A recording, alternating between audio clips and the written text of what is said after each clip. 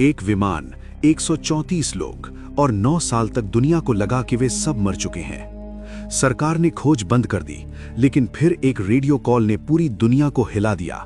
मेडे, मेडे, हम जिंदा हैं। 27 दिसंबर 1948 की रात दुनिया का सबसे बड़ा यात्री विमान डगलस DC-3 मियामी से फ्लोरिडा के लिए उड़ान भर रहा था। विमान में 125 यात्री और 9 क्रू सदस्य, कुल 134 लोग सवार थे। उत्तरी अटलांटिक महासागर के ऊपर लगभग 8300 फीट की ऊंचाई पर विमान शांति से अपनी 180 मील प्रति घंटे की रफ्तार से आगे बढ़ रहा था। रात के 8:13 हुए थे। कॉकपिट में कैप्टन रॉबर्ट मिलर और उनके को पायलट सब कुछ सामान्य देख रहे थे, लेकिन अचानक San Juan air traffic control यानी ATC के साथ उनका संपर्क कमजोर पड़ने लगा। कैप्टन मिलर ने रिपोर्ट किया कि उन्हें एक मामूली तकनीकी समस्या का सामना करना पड़ रहा है। ये उनकी आखिरी आवाज थी। इसके ठीक 10 सेकंड के अंदर विमान ATC के रडार से हमेशा के लिए गायब हो गया।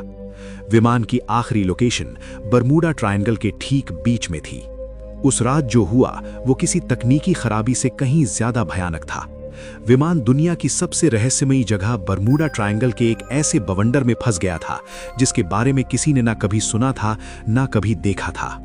पलक झपकते ही विमान के अंदर चीख पुकार मच गई। कैप्टन मिलर ने अपनी पूरी ताकत से प्लेन को संभालने की कोशिश की, लेकिन तब तक बहुत देर हो चुकी थी। तूफान ने पूरे विमान को अपनी चपेट में ले लिया था और उसे किसी खिलौने की तरह घुमा रहा था। प्लेन के सारे इलेक्ट्रॉनिक उपकरण, कंपस, रडार, सब कुछ बंद हो चुका था। विमान अब किसी इंसान के नियंत्रण में नहीं था। वो सिर्फ तूफान की रफ्तार से अंधाधुंध उड़े जा रहा था। लगभग आधा घंटा उस जानलेवा बवंडर में जूझने के बाद जब विमान तूफान से बाहर निकला तो चारों तरफ सिर्फ अंतहीन समंदर था।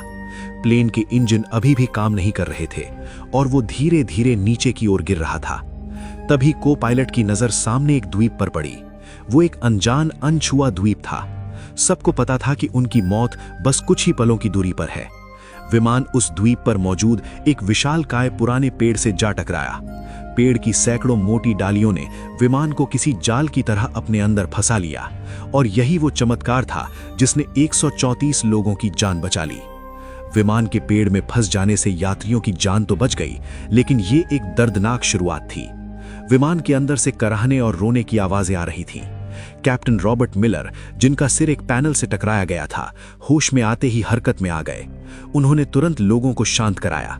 विमान में सवार एक retired army doctor Evelyn read ने बिना समय गवाए घायलों की देखभाल शुरू कर दी। कुल 10 लोग गंभीर रूप से घायल थे। किसी का हाथ टूटा था, किसी का पैर, तो 2 लोगों के सिर पर गहरी चोटें आई थीं। बाकी सभी लोग सदमे में थे, लेकिन सुरक्षित थे। जब सब धीरे धीरे विमान से नीचे उतरे तो उन्होंने महसूस किया कि वे कहां आ फंसे हैं। ये एक ऐसा द्वीप था जो किसी नक्शे पर मौजूद नहीं था। चारों तरफ घना जंगल, अजीबोगरीब पेड़ पौधे और एक अनजानी खामोशी थी। सबसे पहली और सबसे बड़ी चुनौती थी पानी। हर कोई प्यासा था, लेकिन पूरे द्वीप पर दूर दूर तक किसी नदी, झरने या साफ पानी के स्रोत का कोई निशान नहीं था। उनकी एकमात्र उम्मीद अब सिर्फ बारिश का पानी थी। कैप्टन मिलर ने अपने अनुभव का इस्तेमाल करते हुए लोगों को समूहों में बांटा। एक समूह को विमान के मलबे से खाने पीने का सामान, दवाइयां और काम की चीजें निकालने का काम सौंपा गया। दूसरा समूह कैप्टन के साथ मिलकर रात गुजारने के लिए एक अस्थायी आश्रय बनाने में जुट गया। उन्होंने विमान की टूटी हुई सीटों, धातु की चादरों और बड़े बड़े पत्तों का इस्तेमाल करके एक काम चलाऊ छत तैयार की जो उन्हें रात की ठंड और संभावित बारिश से बचा सके। उस पहली रात जब वे एक दूसरे से सट कर बैठे थे तो उनके दिलों में एक ही सवाल था, क्या कोई उन्हें ढूंढने आएगा? क्या वे कभी इस अनजान जगह से बाहर निकल पाएंगे? दूसरे दिन की सुबह एक नई और कहीं ज्यादा कठिन चुनौती लेकर आई। भोजन की कमी उनके सामने सबसे बड़ी समस्या बनकर खड़ी थी। विमान से जो थोड़ा बहुत खाना मिला था वो ज्यादा दिन चलने वाला नहीं था। उन्हें द्वीप पर ही भोजन खोजना था, लेकिन कौन सा फल जहरीला है और कौन सा खाने लायक, ये जानने का कोई तरीका नहीं था। ये अज्ञानता हर कदम पर मौत का खतरा बनकर खड़ी थी। इसी कोशिश में एक अधेड़ उम्र के व्यक्ति ने एक अनजान फल खा लिया और कुछ ही घंटों में उसकी तड़प तड़प कर मौत हो गई। ये द्वीप पर हुई पहली मौत थी जिसने सभी को अंदर तक हिलाकर रख दिया। पहली बार सबको ये एहसास हुआ कि वे सिर्फ फंसे नहीं हैं, बल्कि हर दिन मौत के बेहद करीब जी रहे हैं। डर, सदमा और अनिश्चितता पूरे समूह पर भारी पड़ने लगी।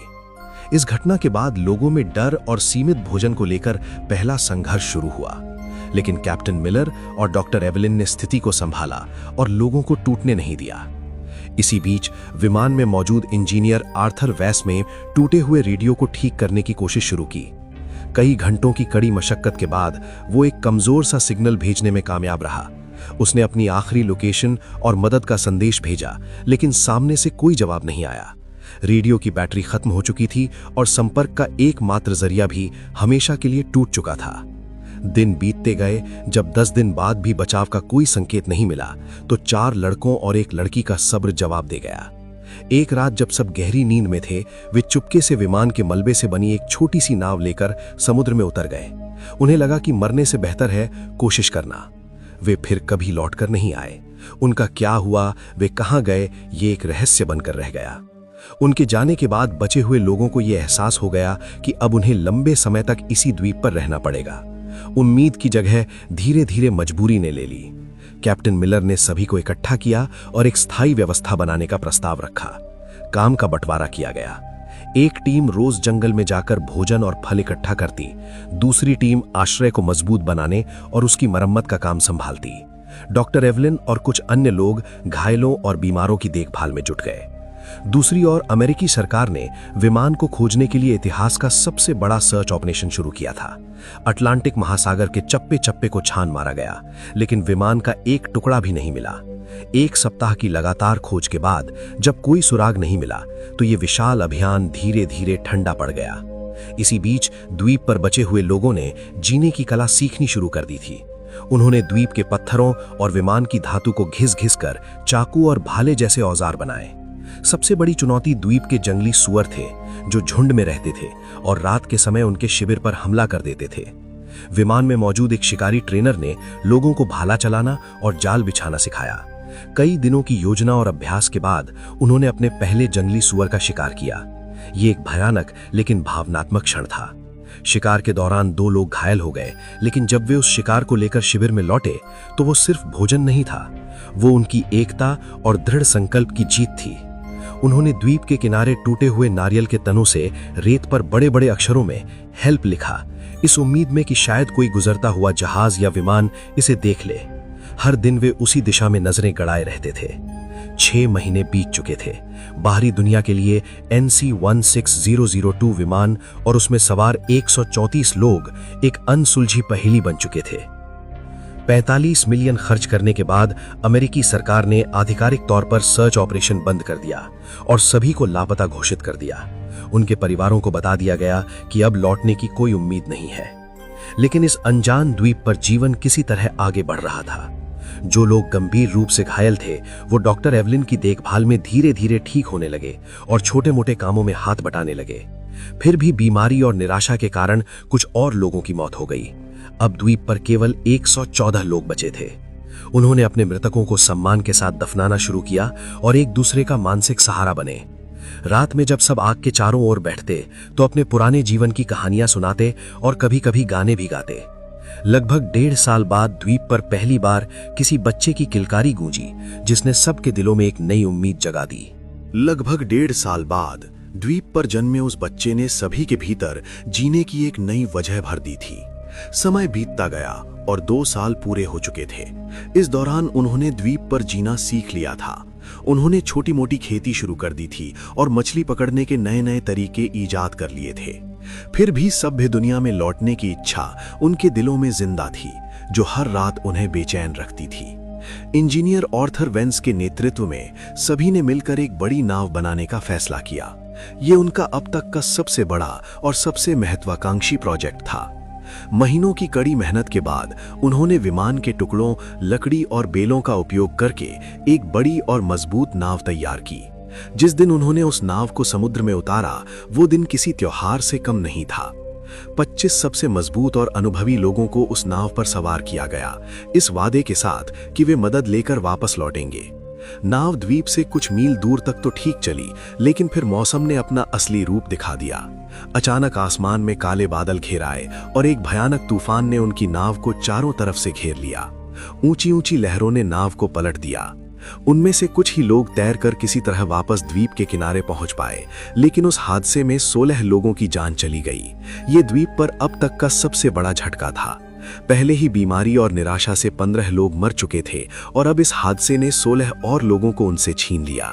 कुल मिलाकर 31 लोगों की मौत हो चुकी थी और 5 लोग पहले ही भाग चुके थे। अब द्वीप पर केवल 98 लोग बचे थे। इस घटना ने उनके बचने के विश्वास को पूरी तरह चकनाचूर कर दिया। कई लोगों ने मान लिया कि यही द्वीप उनकी कब्र बनेगा और यहां से निकलने की हर कोशिश सिर्फ मौत को दावत देना है। लेकिन फिर भी कुछ लोग ऐसे थे जिनके भीतर उम्मीद की आखिरी लौ अभी बुझी नहीं थी। 5 साल गुजर चुके थे। जो बच्चे द्वीप पर पैदा हुए थे, उनके लिए यही उनकी पूरी दुनिया थी। उन्होंने कभी कार, बिजली या शहर नहीं देखे थे। बड़े लोग उन्हें अपनी पुरानी दुनिया की कहानियां सुनाते, जो उन बच्चों के लिए किसी परी कथा से कम नहीं होती थीं। लेकिन समय के साथ समाज में दरारें पड़ने लगीं। द्वीप के प्राकृतिक संसाधन जैसे खास किस्म के फलदार पेड़ और छोटे जानवर धीरे धीरे कम होने लगे थे। भोजन की कमी ने लोगों के बीच तनाव पैदा कर दिया और वे 2 गुटों में बंट गए। एक गुट का नेतृत्व कैप्टन मिलर कर रहे थे, जो अब भी मानते थे कि किसी भी कीमत पर यहां से निकलने की कोशिश जारी रखनी चाहिए। दूसरा गुट एक हताश व्यक्ति के नेतृत्व में था, जिसका मानना था कि यही उनकी नियति है और बाहर निकलने की हर कोशिश सिर्फ मौत लेकर आई है। इसी बीच भोजन की तलाश में गया एक खोजी दल द्वीप के अंदरूनी हिस्से में पहुंचा, जहां उन्हें कुछ ऐसा मिला जिसने उनके रोंगटे खड़े कर दिए। उन्हें किसी प्राचीन और टूटी फूटी सभ्यता के खंडर मिले। उन खंडरों के पास एक गुफा के अंदर उन्हें एक इंसान का कंकाल मिला, जिसके पास धातु का एक छोटा सा जंग लगा टुकड़ा पड़ा था। वो टुकड़ा किसी पुराने विमान का हिस्सा लग रहा था। इससे साफ हो गया कि वे इस द्वीप पर फंसने वाले पहले लोग नहीं थे। बरमूडा ट्रायंगल का रहस्य और भी गहरा हो गया। क्या इस द्वीप पर कोई श्राप था? क्या यहां आने वाला हर इंसान यहीं मर जाता है? इन सवालों ने उनके दिलों में डर और निराशा को और मजबूत कर दिया। 7 साल बीत चुके थे और इन 2 सालों में तनाव, बीमारी और भोजन की कमी के कारण 16 और लोगों की मौत हो गई थी। अब उनकी संख्या घटकर सिर्फ 82 रह गई थी। लोग जीने की उम्मीद लगभग छोड़ चुके थे और बस किसी तरह दिन काट रहे थे। तभी 8वें साल की एक दोपहर द्वीप पर एक भयानक चक्रवात आया। तेज हवाओं और मूसलाधार बारिश ने उनके बनाए आश्रयों और फसलों को पूरी तरह तबाह कर दिया। वे खुले आसमान के नीचे भीगते हुए कांप रहे थे और सोच रहे थे कि शायद अब अंत आ गया है। लेकिन कुछ ही हफ्तों बाद द्वीप एक जोरदार भूकंप से कांप उठा। जमीन ऐसे हिल रही थी जैसे फट जाएगी। पहाड़ टूटकर गिरने लगे और पेड़ जड़ से उखड़ गए। हर कोई अपनी जान बचाने के लिए इधर उधर भाग रहा था। अनजाने में यही भूकंप उनके उद्धार का कारण बनने वाला था। भूकंप के कारण विमान का वो मलबा जो सालों से एक ही जगह पड़ा था, अपनी जगह से खिसक गया। उसके नीचे दबे कुछ तार और उपकरण बाहर आ गए। भूकंप के कुछ दिन बाद जब सब कुछ शांत हुआ तो इंजीनियर आर्थर वेन्स टूटे हुए मलबे का निरीक्षण कर रहा था। तभी उसकी नजर विमान के उस रेडियो पर पड़ी जो अब एक अलग कोण पर पड़ा था। उसी समय वैज्ञानिकों के अनुसार एक तीव्र सौर तूफान यानी सोलर फ्लेयर उठा, जिसने पृथ्वी के चुंबकीय क्षेत्र को प्रभावित किया। शायद इसी खगोलीय घटना या हिले हुए तारों के जुड़ जाने से एक चमत्कार हो गया। आर्थर ने जैसे ही रेडियो का एक स्विच दबाया, उसमें से हल्की सी खरखराहट की आवाज आई। उसके दिल की धड़कन तेज हो गई। उसने कांपते हाथों से बचे खुचे तार जोड़े और 9 साल में पहली बार रेडियो की हरी बत्ती जल उठी। उसने तुरंत माइक उठाया और कांपती आवाज में कहा, मेडे मेडे मेडे, ये फ्लाइट NC-16002 है। क्या कोई सुन रहा है? हम जिंदा हैं। मियामी के एयर ट्रैफिक कंट्रोल में बैठे ऑपरेटर को जब यह संदेश सुनाई दिया तो उसे अपने कानों पर यकीन नहीं हुआ। लेकिन जब आर्थर ने विमान का रजिस्ट्रेशन नंबर, कैप्टन का नाम और उड़ान की तारीख बताई तो पूरे कंट्रोल रूम में सन्नाटा छा गया। अमेरिकी सरकार ने तुरंत रेस्क्यू ऑपरेशन दोबारा शुरू कर दिया। द्वीप पर मौजूद लोग दिन रात आग जलाकर धुआं करते रहे। पूरे 9 साल बीत चुके थे। एक सुबह जब बचे हुए 82 लोग जागे तो दूर क्षितिज पर एक छोटा सा धब्बा दिखाई दिया। वो धब्बा धीरे धीरे बड़ा होता गया और आखिरकार वो एक अमेरिकी नौसेना का जहाज निकला। उस जहाज को देखते ही 9 साल का दर्द, पीड़ा और इंतजार आंसुओं के सैलाब में बह निकला। लोग रो रहे थे, हंस रहे थे और एक दूसरे को गले लगा रहे थे। जब बचाव दल द्वीप पर उतरा तो वे उस दृश्य को देखकर सन्न रह गए। जिन्हें दुनिया 9 साल पहले मरा हुआ मान चुकी थी, वे आज उनके सामने खड़े थे। उनकी वापसी की कहानी ने पूरी दुनिया को हिला दिया। एक साल बाद 1958 में लेखक जेम्स बाल्डविन ने इन बचे हुए लोगों के अनुभवों पर आधारित किताब लिखी, जिसका नाम था lost in the echo of 9 years, survival of flight NC-16002। ये किताब अमेरिका की सबसे ज्यादा बिकने वाली किताबों में से एक बनी और ये साबित कर गई कि उम्मीद की एक छोटी सी किरण भी सबसे घने अंधेरे को चीर सकती है।